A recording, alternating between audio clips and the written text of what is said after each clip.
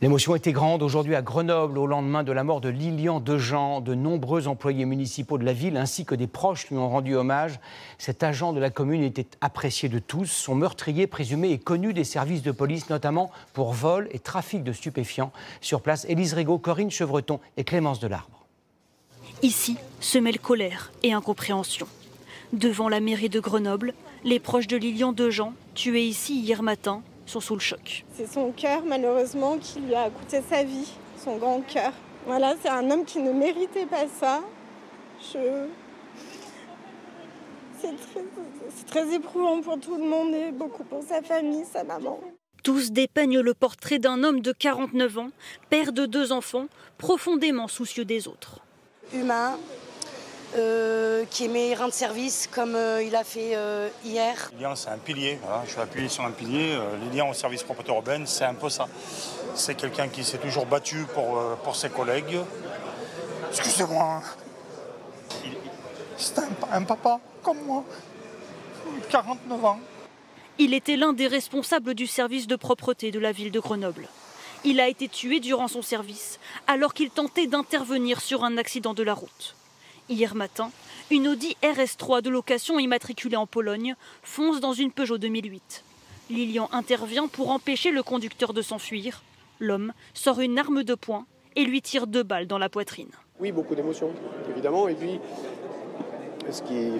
vous auriez pu être là, aussi vous rendre sur l'accident de la circulation. Ça m'arrive régulièrement d'être le premier là aussi. C'est un père qui meurt juste pour lui avoir fait un acte citoyen. Le suspect est lui toujours en fuite. Il s'agit d'un homme de 25 ans déjà connu des services de police pour des faits liés aux stupéfiants. Il aurait déjà fait de la prison et résiderait dans l'agglomération grenobloise. Dans ce garage, preuve de la violence des faits, ces voitures complètement détruites. La violence du choc, franchement, on voit ça fait un peu froid dans le dos.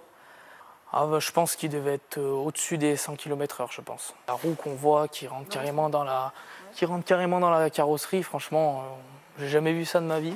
Les enquêteurs ont effectué 4 perquisitions hier et aujourd'hui. Le suspect est activement recherché. Ce drame intervient dans un contexte particulier. Depuis plusieurs mois, les règlements de compte sanglants se multiplient à Grenoble. Tous ont un point commun, le trafic de drogue. Le procureur de la ville parle de guerre des gangs intense pour le contrôle des points de deal. Florian Chevalet et Julien Chaise. Ce sont des habitants qui ont vécu un été particulièrement violent. J'étais chez moi, les fenêtres ouvertes, et j'entends 3 coups de feu. Ma fille, elle n'était pas bien, elle était en boule, en position de défense, en fait, elle était au sol. Des échanges de tirs la semaine dernière à Fontaine, près de Grenoble, ou quelques semaines plus tôt dans cet autre quartier de l'agglomération. On a eu au moins 4 fusillades en très peu de temps. Et il y a des moments où on se dit, putain, faut peut-être pas trop rester près des fenêtres, on se sent même pas des fois en sécurité chez soi. À chaque fois, les mêmes témoignages de riverains fatigués par un trafic de drogue qui, selon eux, s'intensifie. Moi qui règle leur compte entre eux, c'est une chose, mais la population, c'est bon, quoi. Une agglomération en proie aux guerres de territoire. Selon nos informations, déjà 19 blessés par balle depuis fin juillet. Dans la commune voisine d'Échirolles, la maire a même écrit au président de la République.